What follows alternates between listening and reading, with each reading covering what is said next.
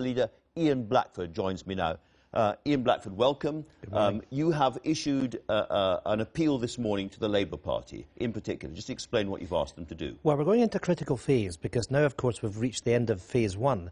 It really is about the kind of deal that can be put together, which will protect the economic interests of the people of the United Kingdom. It's about jobs, it's about prosperity, it's about living standards. It's basic stuff. So what do you want them to do? Well, what we want Labour to do is to get behind us and others that are arguing that we should stay in the single market and the customs union. If you look at the agreement that has come forward over the last few days about full alignment in order to deal with the Irish question, the simple answer to that is to stay within the single market and the customs union. The Liberal Democrats want the same thing, but the problem with that is that during the referendum campaign, people were told time and time again that if they voted to leave the EU, they were leaving the single market, again and again and again. Many people did say in that campaign, even on the Leave side, that there would be no necessity of leaving that single market in the customs union. And I think the fundamental point is that nobody voted in that referendum to become poorer.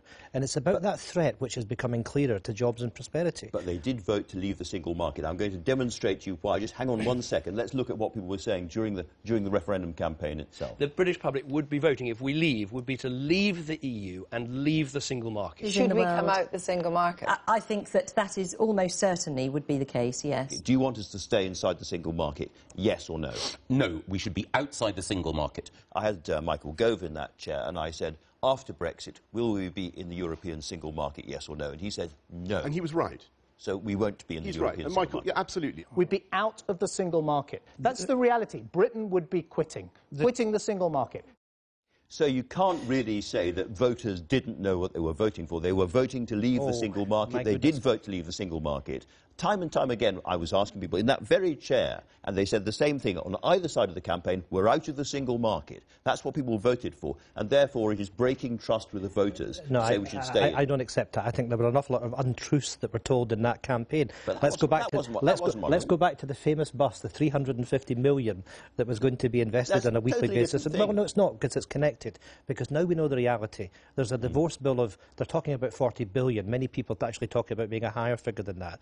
And the simple fact is there was not the conversation with the people of the United Kingdom that you were looking at job losses, quite substantial job losses. I would argue we just heard that conversation on the screen there. But the point is, Fraser Vallender in Scotland, for example, has said 80,000 job threat to Scotland. We know in the City of London people are talking about 75,000 jobs. We've lost the Medicines Authority already. We've lost the Banking Authority already. There's a clear threat to living standards, to jobs. 2,000 of a reduction in wages in Scotland, for example, according to Fraser Vallender. Nobody, when we talk about parliamentarians, when we talk about the House of Commons, and I would even say some Conservative MPs, have got to be very careful of the road that they're going down. Because if we go into this, if we go into a hard Brexit without the protection of the single market and a customs union, there is an economic threat to this country which is unparalleled in recent times. Your real position for Scotland is that you want to stay inside the EU. Is that still the case now that the actual agenda of the EU is becoming more and more clear? Martin Schulz, who's in negotiations with Angela Merkel, the Chancellor of Germany, very, very powerful figure there, said he wants a new constitutional treaty for a single state, a United States of Europe, explicitly, with an army and a treasury and a chancellor and all the rest of it, and anyone that doesn't like it will have to leave the EU. Is that really the kind of thing? There's no independence for Scotland there. What we're doing is actually concentrating on what's in front of us at the moment, which is the negotiations that the UK are engaged in, and it's about protecting the interests of our people.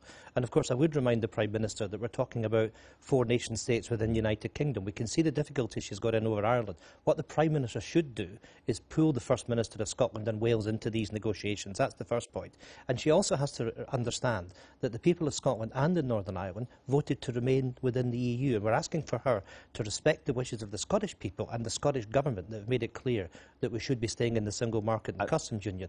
The question for Labour and the question for Jeremy is he going to make sure that he comes with us to protect the jobs and living standards of people in this country? Candidly, I slightly doubt it, but let me ask you about one other thing, which is the big story this week was the Irish border issue and this sense of convergence as being the answer. How important is that for Scotland and why? Well, it's a massive issue because it is about that threat that we talk about, because at the end of the day it's about people. It's about the living standards people have post-Brexit. And what we have is a situation that the UK has now signed up to have full convergence with the Southern Ireland and the rest of Europe. It's the how bit of that which is important. What I'm saying to the Prime Minister and everyone else is the single market and the customs union is the pathway to doing that. And very, very briefly, if you don't mind, do you think the Irish agreement, the convergence, means that, in effect, we stay in both those organisations? I believe that it will be ultimately. Now, you can debate how we do that. Of course, the first thing we're going to do is have the transition deal. The EU is making it clear, through that transition deal, we will remain in the single market and the customs union. That will create the pathway for us doing that over the longer term. And I believe is consistent with the vote that took place in the United Kingdom last year. Ian Blackford, very interesting. Thanks for joining us. Now.